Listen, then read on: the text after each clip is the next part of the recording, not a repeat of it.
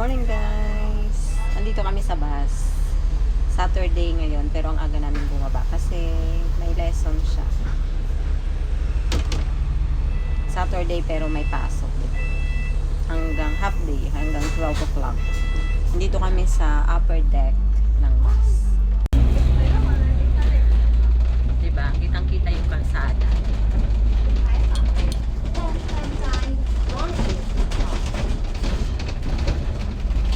Medyo malayo-layo pa kami. Nasa second stop pa lang.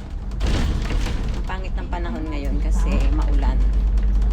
Pero buti na lang, tumigil na. Pero makulimlim pa rin kasi katatapos nga lang ng bagyo.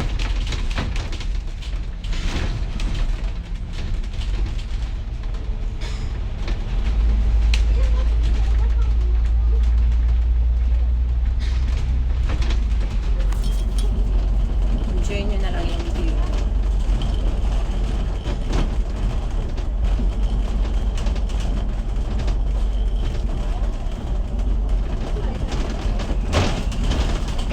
Pabalik na ako sa bahay.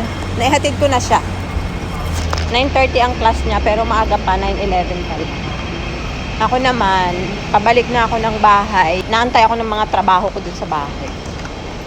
Tapos, ang magsusundo sa kanya mamaya ay ang kanyang ina.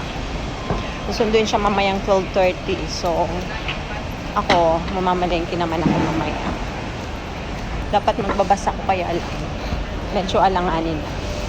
Medyo malayo-layo yung lakarin dito papunta ng train station. At saka tingnan nyo naman yung bundok dito. Nasa bundok na talaga. Daming ano dito. Mga school. Halos magkakatabi sila.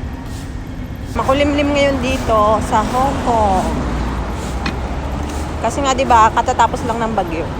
Tapos may bagyo na namang parating, yung mga galing diyan sa Pilipinas dito pumupunta. Kaya naambon-ambon. Yan ang aking view, puro building. Nakakapagod maglakad. Ang haba ng lakarin. Nakakapagod. Agang-aga. Malakas daw yung bagyong naandyan sa Pilipinas ngayon. Kaya mag-iingat po tayong lahat.